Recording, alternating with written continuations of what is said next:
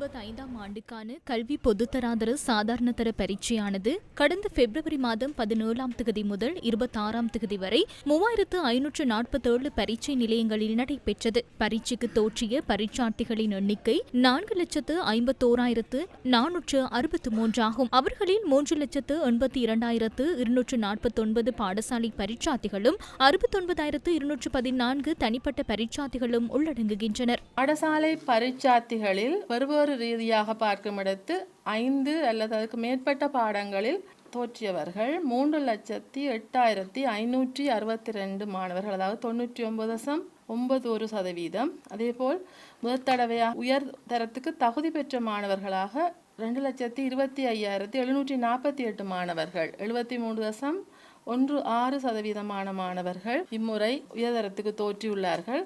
2025ஆம் ஆண்டு இம்முறை பரீட்சையில் 9 பாடங்களிலும் ஏ சித்தியை பெற்ற மாணவர்கள் 11,651 பாடசாலை பரீட்சார்த்திகளும் 139 தனிப்பட்ட பரீட்சார்த்திகளும் ஆக மொத்தம் 11,790 மாணவர்கள் இம்முறை 9 பாடங்களிலும் ஏ சித்திகளை பெற்றுள்ளார்கள். எந்த ஒரு பாடத்திலுமே சித்தி அடையாத மாணவர்களாக 7,419 மாணவர்கள் காணப்படுகிறார்கள்.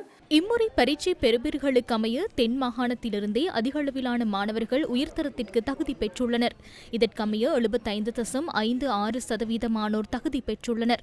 மேல் மற்றும் கிழக்கு மாகாணங்களிலிருந்து முறையே 74.42% மாணவர்கள் உயர்தரத்திற்கு தகுதி பெற்றுள்ளனர். சப்ரகமுவ மாகாணத்தில் 74.31%, மத்திய மாகாணத்தில் 73.98%, ஊவா மாகாணத்தில் 71.34%, வடமேல் மாகாணத்தில் 70.69%, வட மாகாணத்தில் 70% மற்றும் வடமத்திய மாகாணத்தில் 68.39% மாணவர்கள் உயர்தரத்திற்கு தகுதி பெற்றுள்ளனர். 2024ஆம் ஆண்டுடன் ஒப்பிடுகையில் 2025ஆம் ஆண்டில் அறிவியல் பாடங்களின் சித்தி விகிதம் உயர்மட்டத்தில் காணப்படுவதாக பரீட்சை ஆணையாளர் நாயகம் குறிப்பிட்டுள்ளார்.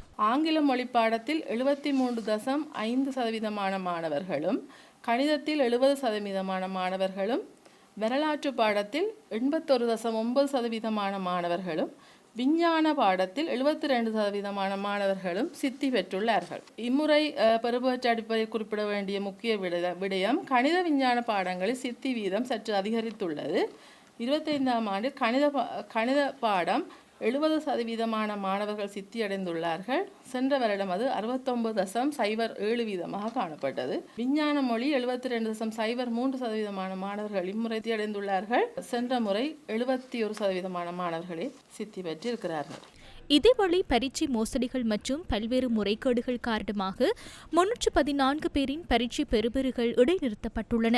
பரீட்சை பெறுபேறுகளை எவ்வாறு பெற்றுக்கொள்ளலாம்?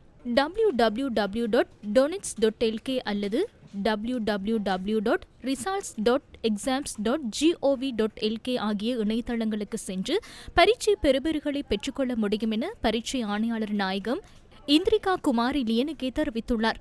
அனைத்து பாடசாலை மற்றும் தனிப்பட்ட பரீட்சார்த்திகளும் ஆன்லைன் exams.gov.lk EIC என்ற இணையதள பக்கத்திற்கு சென்று தமது தேசிய அடையாள அட்டை இலக்கத்தை உள்ளீடு செய்து பரீட்சை பெறுபேறு பத்திரத்தை பதிவிறக்கம் செய்து அல்லது பார்வையிட முடியும். அனைத்து அதிபர்களும் ஆன்லைன் exams.gov.lk இணைய பக்கத்திற்கு சென்று அந்தந்த பாடசாலைகளுக்கு வழங்கப்பட்டுள்ள பயனர் பெயர் மற்றும் கடவுச்சொல்லை பயன்படுத்தி பரீட்சை பெறுபேறு பத்திரத்தை பதிவிறக்கம் செய்து அதன் அச்சிடப்பட்ட பிரதியை பெற்றுக்கொள்ள முடியும் என பரீட்சை திணைக்களம் தெரிவித்துள்ளது.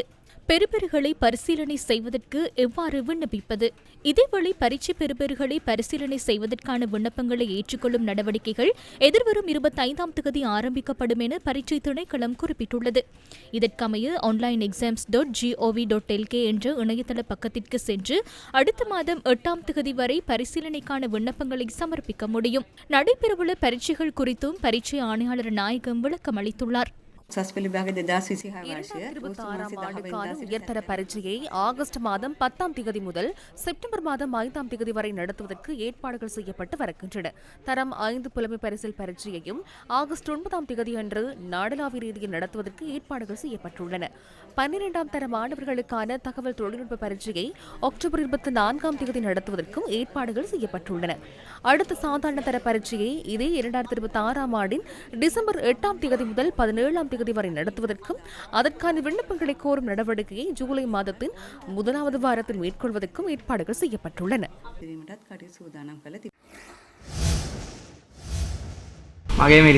எனது இந்த பெறுபேற்றை பெற்றுக்கொள்வதற்கு பாடசாலை ஆசிரியர்கள் பெரிதும் உதவினார்கள். 9 பாடங்களையும் சித்தியடைந்து இந்த நல்ல பெறுபேற்றை பெறுவதற்கு உதவிய அனைவருக்கும் எனது மனமார்ந்த நன்றிகள்.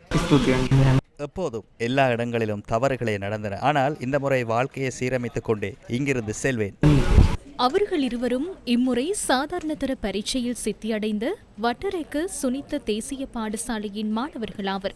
இலங்கையில் சிறைச்சாலையில் உள்ள இளம் கைதிகளின் கல்விக்காக நிறுவப்பட்டுள்ள விசேட பாடசாலையே வட்டரேக்க சுனித்த தேசிய பாடசாலை. இம்முறை சாதாரணதர பரீட்சைக்கு குறித்த பாடசாலையிலிருந்து 6 மாணவர்கள் தோற்றியிருந்தனர். அவர்கள் 6 பேரும் மிக சிறந்த முறையில் பரீட்சையில் சித்தியடைந்துள்ளனர். இந்த பிள்ளைகள் வெவ்வேறு கல்வி மட்டங்களிலிருந்து எங்களிடம் வருகின்றார்கள். சிலருக்கு சிறந்த கல்வி மட்டம் இருக்கின்றது, சிலரது கல்வி மட்டம் மிகவும் கீழ்மட்டத்தில் உள்ளது. ஆனால் இந்த ஊழியர் சபையின் திறமையினால் 3 வருடங்களுக்குள் அந்த பணியை அவர்களால் நிறைவேற்ற முடிந்துள்ளது. நாம் அவர்களை இந்த பாடசாலையில் இணைத்து கல்வியை வழங்குகின்றோம். இந்த பிள்ளைகளுக்கு 3 வருட காலப்பகுதிக்குள் விரைவான கல்வி முறையை பயன்படுத்தி நாம் கல்வியை வழங்குகின்றோம். இங்கு நாம் இந்த மாணவர்களை பல்வேறு பரீட்சைகளுக்கு தயார்படுத்துகின்றோம்.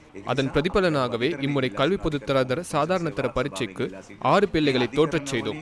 அந்த 6 பிள்ளைகளும் உயர்தரம் கற்கக்கூடிய வகையில் சிறந்த முறையில் பரீட்சையில் சித்தியடைந்துள்ளனர். எனவே அது எங்களுக்கு ஒரு பாரிய வெற்றியாகும்.